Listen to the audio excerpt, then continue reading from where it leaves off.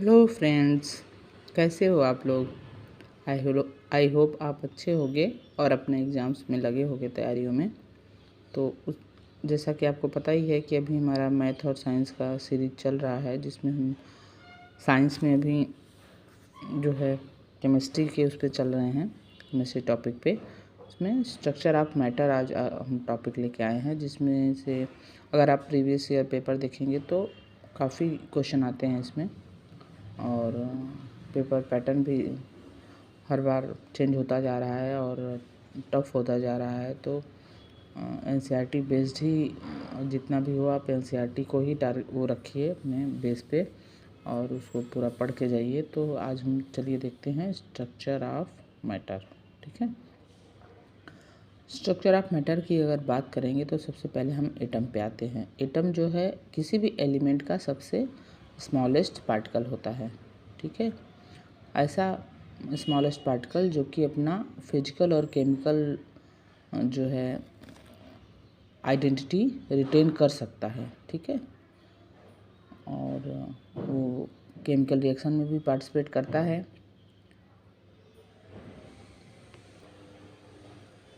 सभी एलिमेंट के जो एटम हैं, अलग अलग एलिमेंट के एटम एक दूसरे से भिन्न होते हैं। ये तो आपको पता ही होगा, जो आपको बेसिक केमिस्ट्री का नॉलेज होगा ही, क्योंकि आप बीएड कर रहे हैं और सीटेट की तैयारी में लगे हैं, तो बेसिक नॉलेज तो आपको साइंस की है ही। और अभी जो है सिर्फ एक रिवाइज करना है, क्योंकि बीएड जो है 6 to 8 को पढ़ाने के लिए है, और हमें जो है एनसीईआरटी 6 to 8 तो पूरा ही कवर कर लेना है। ठीक है, तो जो है ये एटम जो है 3 फंडामेंटल पार्टिकल से मिलके बना होता है, इलेक्ट्रॉन, प्रोटॉन और न्यूट्रॉन। इलेक्ट्रॉन जो है ये जे थॉमसन ने डिस्कवर किया था, और इस पर नेगेटिव चार्ज होता है और मास जो है 0 के बराबर होता है लगभग। अगर आप मास की वो देखेंगे तो 9.1 × 10⁻³ kg है, जो कि ऑलमोस्ट 0 ही है, 10⁻31। तो 0.000 बहुत ही उसमें नेग्लिजिबल में होगा। ठीक है, अब आ जाते हैं प्रोटॉन पे। प्रोटॉन जो है वो गोल्डस्टीन ने डिस्कवर किया था। ये डिस्कवरी भी याद रखिए कि किसने इसको डिस्कवर किया था। कई बार यही क्वेश्चन आ जाता है कि इसको किसने डिस्कवर किया था। तो प्रोटॉन डिस्कवर किया था गोल्डस्टीन ने, और इसका मास जो है वो हाइड्रोजन एटम के बराबर होता है। इस पर पॉजिटिव चार्ज होता है। न्यूट्रॉन पे, न्यूट्रॉन का मतलब ही न्यूट्रल, मतलब नो चार्ज, और ये भी सेम मास होता है, मास ऑफ प्रोटॉन। ठीक, इसको चैडविक ने खोजा था। चैडविक ने जो है अल्फ़ा पार्टिकल्स पे बम्बार्डिंग करा के किसी मेटल पे अल्फ़ा पार्टिकल की बम्बार्डिंग कराई थी, उससे जो रेज निकली थी, वो जो है जो पार्टिकल निकले थे उसको न्यूट्रॉन बोला। ठीक है, अब आ जाते हैं मॉलिक्यूल पे। मॉलिक्यूल जो है वो फ्री स्टेट में मिलने वाला स्मॉलेस्ट पार्टिकल है। किसी एलिमेंट का फ्री स्टेट में मिलने वाला स्मॉलेस्ट पार्टिकल वो मॉलिक्यूल है। एटम जो है वो फ्री स्टेट में नहीं होते हैं। ठीक है, तो एक मॉलिक्यूल जो है वो 2 या 2 से ज़्यादा एटमों से मिलके बने होते हैं। ठीक है, उसके बाद हम आ जाते हैं एटॉमिक नंबर, मास नंबर। ये काफ़ी इम्पॉर्टेंट वो है इनका कैरेक्टरिस्टिक। और एटॉमिक नंबर जो है सबसे पहले मोजले ने 1913 में दिया था। ठीक है, और इसको हम एक तरह से अब किसी भी एलिमेंट में जो पॉजिटिव चार्जेज होते हैं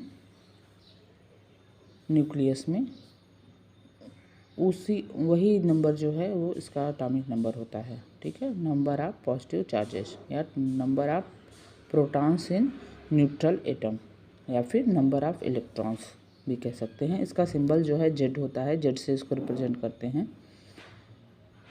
जबकि मास नंबर जो है वो ए से रिप्रेजेंट होता है, और इसको हम number of protons plus number of neutrons कर सकते हैं, क्योंकि नंबर ऑफ़ प्रोटॉन और नंबर ऑफ़ इलेक्ट्रॉन सेम होते हैं, तो हम number of protons plus number of neutrons कर सकते हैं, या फिर नंबर ऑफ़ प्रोटॉन की जगह हम एटॉमिक नंबर लिख सकते हैं, atomic number plus number of neutrons.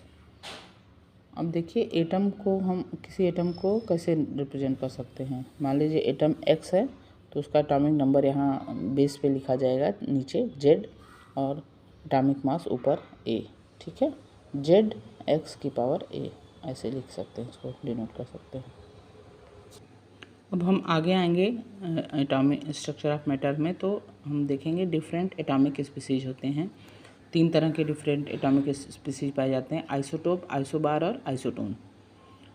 ये भी कई बार क्वेश्चन आया हुआ है प्रीवियस ईयर में, आप उठा के देखेंगे तो।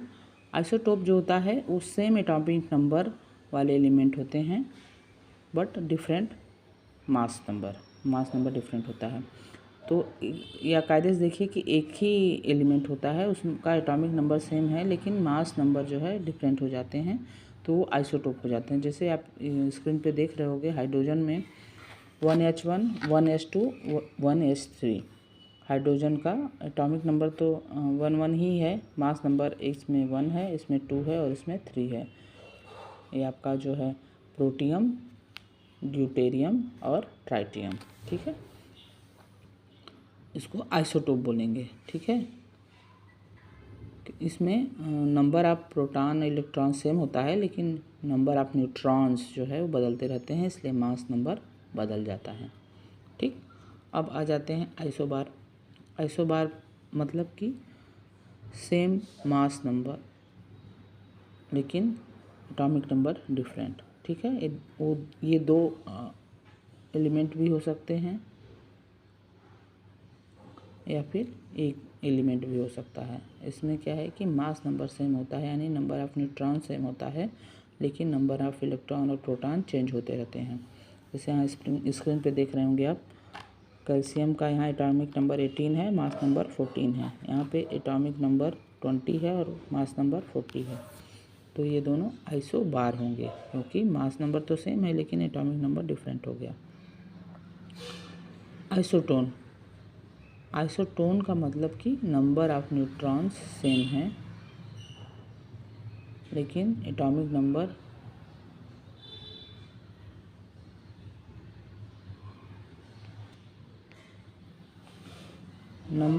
ऑफ न्यूट्रॉन तो सेम है, लेकिन इसका मास नंबर और एटॉमिक नंबर डिफरेंट हो सकता है। यहाँ पे देखिए, यहाँ पे सेम एटॉमिक नंबर है आपका 6 इसका भी है और 6 इसका भी है, लेकिन मास नंबर का 13 है, इसका 14 है। कार्बन 6 13 और नाइट्रोजन 6 14। ठीक है, इसका एटॉमिक नंबर भी डिफरेंस हो सकता है, मास नंबर भी डिफरेंट हो सकता है। जरूरी नहीं है कि सेम समय पे एटॉमिक नंबर मास नंबर दोनों डिफरेंट हो, लेकिन हो सकता है। ठीक है, अब आ जाते हैं कि हम कोई जो एटम है उसमें इलेक्ट्रॉन्स जो है कैसे डिस्ट्रीब्यूट होते हैं। तो 1921 में बोरबरी ने एक मॉडल सब कुछ रूल जो है बताए, जिससे जो है इलेक्ट्रॉन डिस्ट्रीब्यूशन में समझने में हमें काफ़ी हेल्प मिली। उनके हिसाब से किसी भी इलेक्ट्रॉन के ऑर्बिट में मैक्सिमम नंबर ऑफ़ इलेक्ट्रॉन जो है वो 2n² होगा। 2n², यहाँ n जो है नंबर ऑफ़ ऑर्बिट है। ठीक है, अगर एक ऑर्बिट है तो n की वैल्यू 1 रख देंगे, 1 का स्क्वायर 1 हो जाएगा, 1 × 2 यानी 2 ही इलेक्ट्रॉन होंगे उस एलिमेंट में। ठीक है, अगर यहाँ नंबर ऑफ़ ऑर्बिट 2 हुए तो हम यहाँ n की वैल्यू 2 रख देंगे, 2 का स्क्वायर 4 × 2 8, सेकेंड ऑर्बिट में आपका 8 इलेक्ट्रॉन हो जाएगा। ठीक है, तो ऐसे हम नंबर ऑफ़ इलेक्ट्रॉन निकाल लेंगे। Maximum number of electron in outer orbit is 8 and next to last orbit can't have more than 18 electrons. ठीक है, आउटर ऑर्बिट में 8 इलेक्ट्रॉन होना चाहिए और लास्ट से एक पहले वाले ऑर्बिट में 18 इलेक्ट्रॉन से ज़्यादा इलेक्ट्रॉन नहीं हो सकते हैं। ठीक है, जब आउटर ऑर्बिट जो है 8 इलेक्ट्रॉन भर लेगा तब नई ऑर्बिट स्टार्ट होगी। ठीक है, ये इनके कुछ रूल्स थे, इनको आप देख लीजिएगा। आप देखोगे कि एटम का जो है आपका ये एलिमेंट में ये आपके ऑर्बिटल्स हैं S P D F।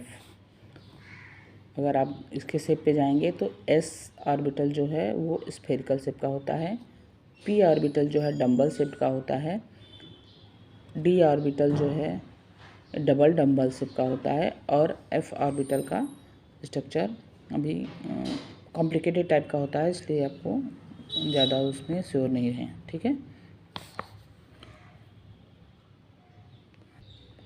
S orbital में 2 इलेक्ट्रॉन होते हैं, P में 8 हो जाएंगे, D में जो है 18 हो जाएंगे। थर्ड है ना ये, N की वैल्यू अगर 3 रखेंगे, 3 का स्क्वायर 3 स्क्वायर 9 हो जाएगा, 9 इंटू 2 18। ठीक है, तो ऐसे आपके ऑर्बिटल ये जो है ऑर्बिटल्स में इलेक्ट्रॉन की संख्या बढ़ती जाएगी। सबसे पहले S भरेगा, फिर P भरेगा, फिर D भरेगा, फिर F की बारी आएगी। सब में 8 पहले जब ये P में 8 इलेक्ट्रॉन हो जाएंगे तब D की बारी आएगी भरने की। ये नहीं कि P में कुछ है और D में आपने तुरंत भर दिया, ऐसा नहीं होगा। ठीक है, इसी से रिलेटेड कुछ प्रिंसिपल्स हैं। 3 प्रिंसिपल थे, Pauli exclusion principle, Hund's rule और अबाउ प्रिंसिपल। ठीक है, सबसे पहले आते हैं Pauli exclusion principle. According to Pauli के अकॉर्डिंग एक ऑर्बिटल में इलेक्ट्रॉन जो हैं अपोजिट स्पिन में रहते हैं, एक और ये 2। एक अगर क्लॉकवाइज जा रहा है तो एक एंटी क्लॉकवाइज जाएगा, और 2 इलेक्ट्रॉन ही रह सकते हैं एक ऑर्बिटल में और अपोजिट स्पिन के साथ, एक क्लॉकवाइज एक एंटी क्लॉकवाइज। उनका था कि एक ऑर्बिटल में 2 से ज़्यादा इलेक्ट्रॉन नहीं रह सकते और दोनों का अपोजिट स्पिन होना चाहिए, सेम स्पिन में नहीं हो पाएंगे ऐसे।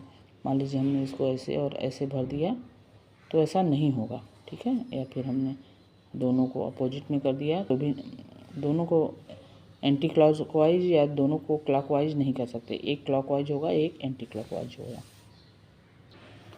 हुंस ने बताया कि जो है जब सब सेल में हमने जब इलेक्ट्रॉन भरते हैं तो जब पहले हम एक क्लॉकवाइज पहले भर देंगे, उसके बाद उसकी पेयरिंग करेंगे, तब एंटी क्लॉकवाइज आएंगे।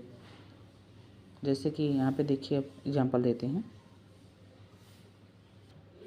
मान लीजिए हमने ऑक्सीजन का एटॉमिक नंबर 6 है। ठीक है, हमने 6 लिया तो क्या करेंगे, इसमें कैसे होगा 2s2 2p, S में 2 हो गए इलेक्ट्रॉन, उसके बाद P में क्या होगा 4। ठीक है, 2 हो गए तो 4 ही बचा, 4 हो जाएगा। तो हमने ये S ऑर्बिटल बनाया और ये P में 3 होते हैं ऑर्बिटल। ठीक, 1 2 3। तो S में हमने भर दिया, पहले S में 2 हो जाएंगे तब P में भरेंगे। S में 2 हो गया, उसके बाद P में हमने क्या किया, 4 भरने हमें, तो पहले तीनों में एक एक सिंगल आएंगे, ऐसे ऐसे ऐसे तीनों में आ गया। उसके बाद इसकी पेयरिंग स्टार्ट होगी, पहले से ये यहाँ पेयरिंग होगी। अगर ये 5 होता तो यहाँ पे पेयरिंग होती, फिर इस पे होती। ठीक है, पहले सिंगल भरा जाएंगे, उसके बाद पेयरिंग स्टार्ट होगी। ये आपके हुंड्स का प्रिंसिपल है। अबाउ का प्रिंसिपल क्या है कि ऑर्बिटल जो हैं वो एनर्जी इंक्रीज के हिसाब से बढ़ते जाएंगे। जैसे कि पहले से 1s से बड़ा 2s, फिर 2p, फिर 3s, फिर 2p से बड़ा 3s। ठीक है, उसके बाद 3s, फिर 3p, फिर 4s, फिर 3p से बड़ा 4s, लेकिन जो है 4s जो है वो 4d से छोटा है। ठीक है, 3d से, सॉरी 3d से छोटा है, 4s 3d से छोटा है। ठीक है, उसके बाद फिर 4p। तो इस अकॉर्डिंग जो है ये भराएंगे, ठीक है। जैसी जिसकी एनर्जी होगी उस लेवल से वो बढ़ते जाएंगे। ओके,